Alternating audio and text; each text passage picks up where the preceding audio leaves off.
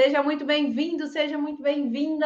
Gente, o tema de hoje está muito bom. Por quê? Super prático. Afinal de contas, eu estou aqui para descomplicar a sua vida, a fisiologia do exercício, na sua aplicação prática, para você gerar resultado de verdade para o seu aluno. Eu vou ensinar a fazer o cálculo, vou mostrar o teste e vou explicar a aplicação prática da fisiologia nesse teste e por que é tão importante você, como personal trainer, fazer esse tipo de teste com seu aluno para mensurar o VO2 máximo dele. Porque a partir do VO2, você vai prescrever o treino aeróbio dele de uma forma muito mais específica e individualizada.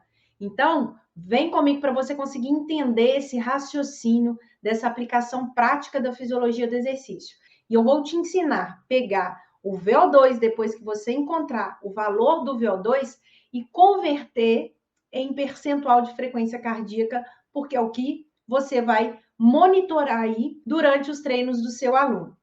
Então, antes de mostrar aqui o teste específico, eu quero deixar muito claro qual que é o papel do VO2 máximo para uma prescrição, uma boa prescrição. Então, quando eu penso que eu quero melhorar o condicionamento do meu aluno, significa o quê? Eu quero melhorar o VO2 máximo dele. E como que eu melhoro o VO2 máximo dele? Com treinamento. Pode ser treinamento intervalado de alta intensidade, como pode ser um treinamento contínuo. Hoje, especificamente aqui, eu vou te mostrar na prática como calcular esse VO2 em um teste simples de 5 minutos, que a parte principal dele dura 5 minutos, o total são 10 minutos, então você não precisa sofrer, falar assim, eu não vou fazer um teste, não, um teste deve demorar aí 40, 50, não! Total do teste, 10 minutos, a parte principal dele são 5 minutos. Só que eu te dar o protocolo e você aplicar é muito simples. Protocolo a gente reproduz, certo? Agora, interpretar aquilo ali. É isso que é importante. Então, o que de forma geral, fisiologicamente, esse volume de oxigênio, ele impacta no organismo? Então, quando o indivíduo ele chega para você e fala assim, eu quero melhorar meu condicionamento. Quando ele diz melhorar o condicionamento dele, é o condicionamento aeróbio.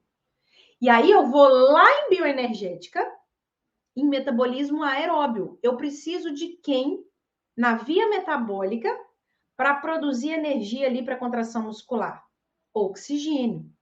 Então, quanto maior oxigênio o indivíduo tiver disponível, melhor vai ser para as células musculares em exercício, porque ela vai ter um volume disponível grande, já que a demanda vai estar aumentada.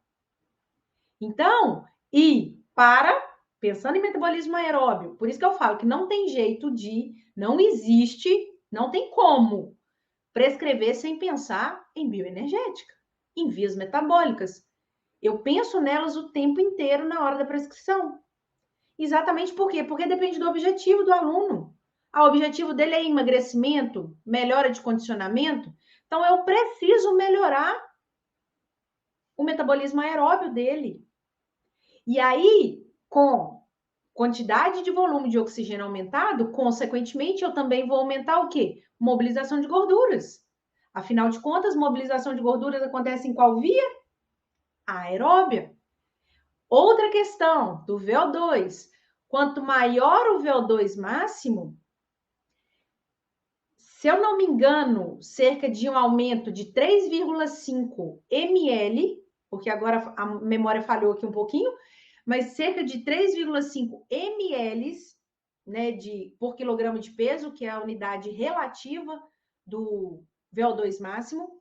Quando eu consigo aumentar isso com o treinamento para o aluno, isso reduz em até 15% o risco de doenças cardiovasculares e cardiometabólicas. Olha que sensacional isso! Então, não é pensar simplesmente em mobilização de gorduras. Você tem que abrir a sua mente, abrir a sua visão, porque dessa forma você consegue enxergar essa aplicação. E aí você vê resultado. Quando você vai reavaliar seu aluno e mostrar para ele que o VO2 dele antes era de 30 e agora foi para 35 ml, o que significa essa mudança de 5 ml?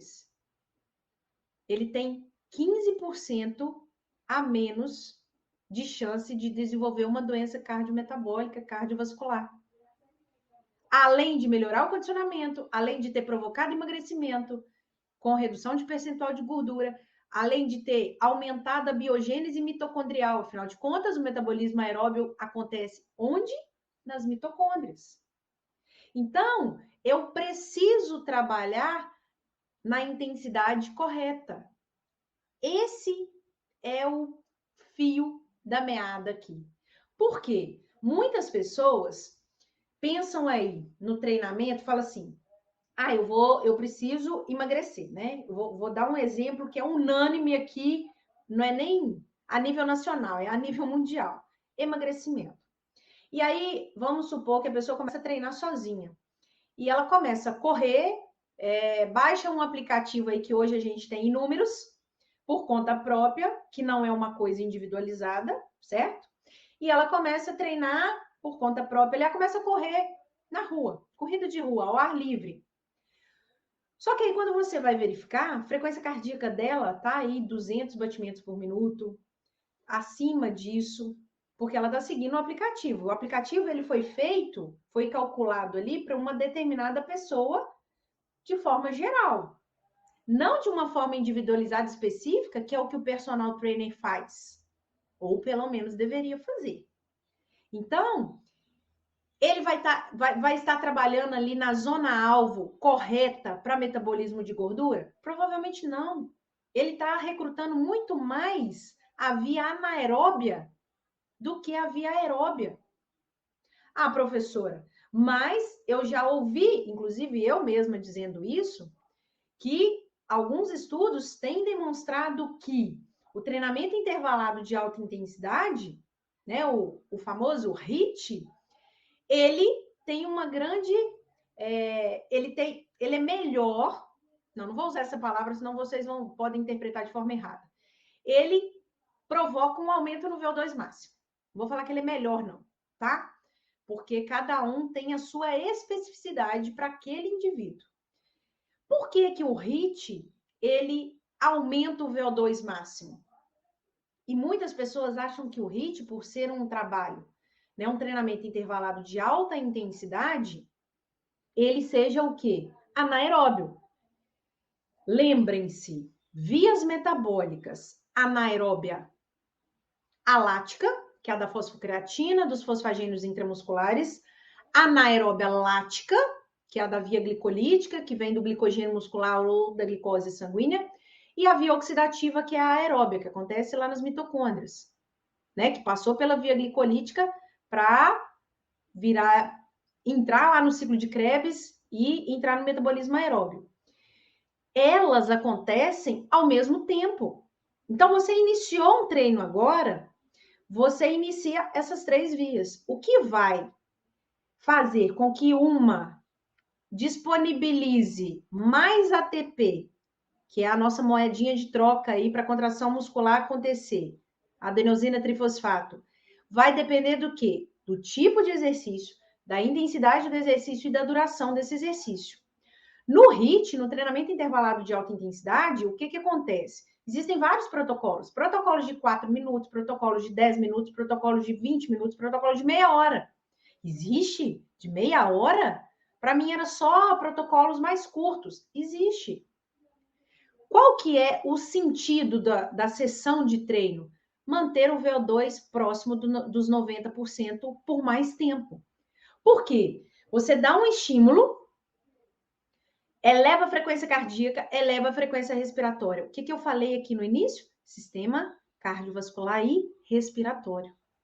Então, ao aumentar a frequência cardíaca, né, com liberação de catecolaminas, adrenalina, noradrenalina, isso faz com que aumente a demanda cardiovascular e a demanda respiratória. Então, eu preciso aumentar a frequência respiratória para colocar mais oxigênio para dentro. E lembre-se, o metabolismo aeróbio, o final dele, o que eu tenho?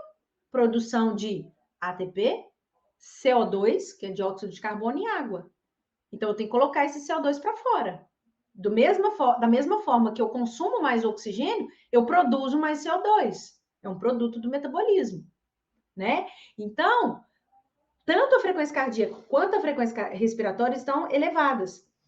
Então, no HIIT, eu dou aquele estímulo, né? Vou usar esse termo aqui, eu dou um tiro, né? E aí, tem o tempo de recuperação. Só que o tempo de recuperação, imagina o seguinte, um gráfico assim, ó, deu um estímulo, começa a recuperar para frequência cardíaca e frequência respiratória.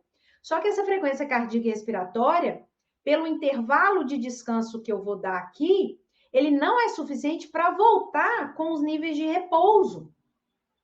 Então, quando eu der um outro tiro, né, um outro estímulo, o que vai acontecer? Vai elevar de novo a frequência cardíaca, mas ela não chegou ao nível de repouso que ela estava, nem a respiratória. Então, o nível aí do consumo de oxigênio, ele mantém-se elevado.